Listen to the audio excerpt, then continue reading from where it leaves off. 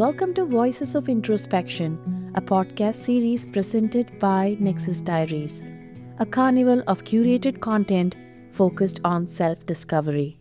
I'm your host, Harini Balachander, and today we are joined by Jaishree, a certified facilitator of inquiry-based stress reduction IBSR and founder of the Incense. As the first in India to achieve this certification, Jaishree brings a wealth of experience and insight shaped by her global journey through countries like Singapore, France, the US, and India. In part 1 of this episode, we'll dive into Jaishree's personal story, her path to becoming a coach, and the role introspection has played in her life and work. Thank you for joining us, Jaishree. Let's start by exploring the beginning of your journey. How old were you when you first started reflecting on yourself? And what inspired you to take the first step into introspection? Yeah, for as long as I can remember, actually, introspection was just a part of growing up. Just to share a little about my childhood, which will probably give you an idea as to how long back this goes. We had yoga teachers come home and teach at home. There were like classes at home happening. And my mother, she was on the self-discovery journey herself from a very young age, probably from her 20s, when she discovered like the Mother Mira, Pondicherry mother's works in her college library. And so I think for her, it began there. And so when, by the time we got into the picture, it was already a part of our lives. So spirituality, philosophy, self-discovery, all this was just part of growing up.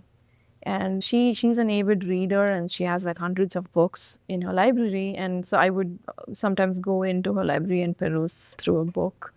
So I remember reading like Anthony de Mello's stories, collection of stories, Osho, you name it. You name the spiritual teacher and she had their book or books in her library. So it was just a part of my growing up experience. So very consciously, I would say it actually began in my 20s, my early 20s. I attended like a Heal Your Life workshop, which is based on Louise Hay's teachings. And so I think that's where it kind of began in a more conscious manner. And then I discovered the work of Byron Katie. So now I pretty much do that. Uh-huh. In your bio, you mentioned starting with a degree in hotel management before transitioning into coaching.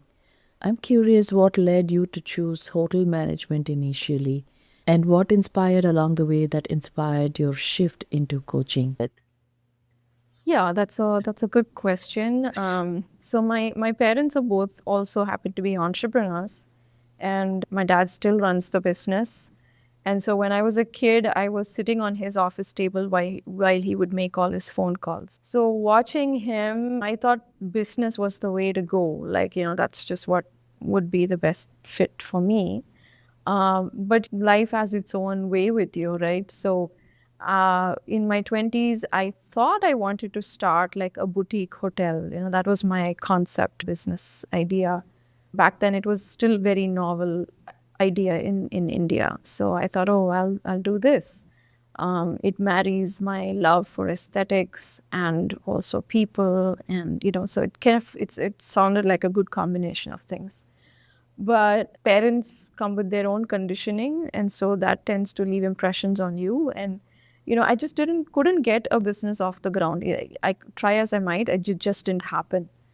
And then my mother suggested I do this Heal Your Life workshop, and it started kind of slowly that way.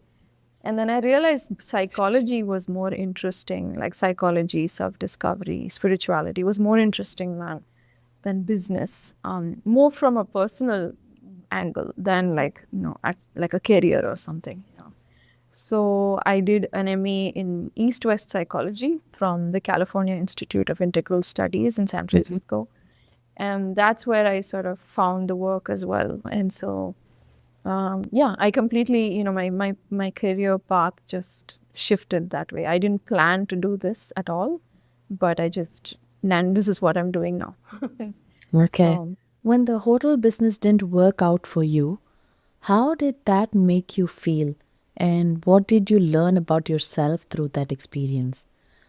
I understand that you eventually discovered psychology as your true interest, but what happened in between that helped you realize this about yourself?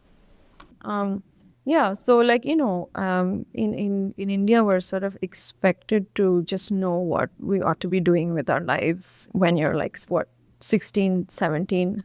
You make such big decision that ends up impacting what college degree you do, etc., etc. But my life took a very sort of winded path. So after I finished my master's in hospitality, I came back to India. So this was in France, right? I did my master's in France, and when I came back, I was like non-starter. So like I just couldn't begin. I couldn't even start, you know. And I had a lot of pent up, anger and just frustration towards my parents, especially my father. But I didn't know what was happening. It was like Freud or Jung would call it the unconscious, right, at work. So it's like it's our deeper, much deeper part of ourselves. In fact, they say it even goes beyond the self. It doesn't want to stay silent. So I would say for me, I think it's the voice of the unconscious. It's like you thought you knew what you wanted to do with your life, but think again. There is an inner child that wants to be heard and wants to be seen and wants to be noticed and come out into the light, right? And that's usually the wounded child in us. So I was actually doing crazy things, like I remember this one instance. I don't mind sharing it honestly because maybe others can relate to this. Like I was so angry with my parents that like there was some clothes or something on like in a suitcase or something. I took that suitcase and I just flung it across the room. It was a very destructive sort of act, and all the clothes went scattering, Um, but it was that pain in me, like Eckhart Tolle calls it the pain body. It was the pain in me that that was just lying buried underneath. And so yeah, my mother suggested the Heal Your Life workshop, and I did that with a very lovely teacher called Sampurna. She's based in Chennai as well. And yeah, I think from there, that's where it started. That was a turning point for me. I had a very a profound spiritual experience actually in that workshop. So And the suggestion was mostly Mhm. to get over the anger. Was that her intention to suggest that for you? No, I think her intention was for me to find peace. Really, that was more it, because she could see I was very much in a state of inner turmoil and not able to make sense of things. And I was seeing a guy at the time, and it was not working with that person. I was also not very integrated. That's a term we use in psychology, right? I wasn't very integrated. There was very, I felt very fragmented, kind of all over the place. And so she could see that, and she's been a great guide for me throughout. So I think it was very a good hunch on her part and a good suggestion. And so I went with it, and that's when I even decided to change my name also to my second name. So my first name is Divya, and my second name is Jaishree. And I just decided to try out a few names, and then I decided Jaishree sounds good and feels good, and so I went with it. So it was actually a big shift. Even the name change, it's a symbolic thing, but also it marked that shift from like this confused young adult to maybe a more mature adult self. That's a So very interesting perspective there because, many of us, when we want something to change in our life or feel good about ourselves, we go for a haircut or a yeah, makeover, right? I did So, that too. I did that yeah, too. but a name change altogether is a different level. But, if it happens, if it makes you feel good, I think that's definitely the way to go for sure. So, what I'm hearing is that the frustration and anger stemmed from an unconscious drive. What did you call it? An unconscious need for the inner child to be visible and seen. Do you think you were able to pinpoint the root of that frustration during your journey? Or was it more of a mix of everything happening at the same time? Were you able to figure out exactly where it was coming from? Yes. So I did. I did. So in retrospect, you tend to have a clearer picture of what was going on, right? So I ended up studying astrology. So in my master's in East West psychology, it was a very flexible and wonderful program where you could experiment with so many different courses. So I studied like Chinese philosophy, like the I Ching was covered in that. Western astrology with an amazing professor called Richard Tarnas, who's written some pretty amazing books. I ended up studying archetypal astrology, and now I realize I was going through my Saturn return. In Tamil, we say Sani Payirchi, right? So that was what was going on. And Saturn is a very good teacher, right? He brings up all those things within, like he actually, he matures you. Like if you were a child and you were like la di da going in la la land, and then he comes down and starts to set some structure into your life, you know. But he's a demanding teacher. He's not easy to work with, right? So in retrospect, I realized he was bringing all this unaddressed childhood trauma, all of that to the surface. So my parents, like, bless them, they're amazing. They gave me so many wonderful gifts and resource access to so many things. Even my foreign education, all of that happened because of them. But they come with their own baggage, and you end up imbibing or being a, what do you say, inadvertent victim to that. So yeah, like a lot of anger, that I witnessed in childhood.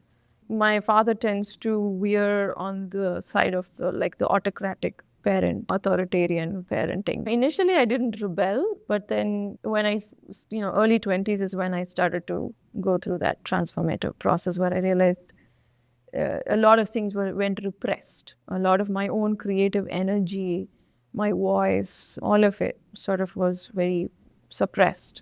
And so that's what was really coming up, bubbling up to the surface, saying, hey, look at me, listen to me. I want to be seen, I want to be heard.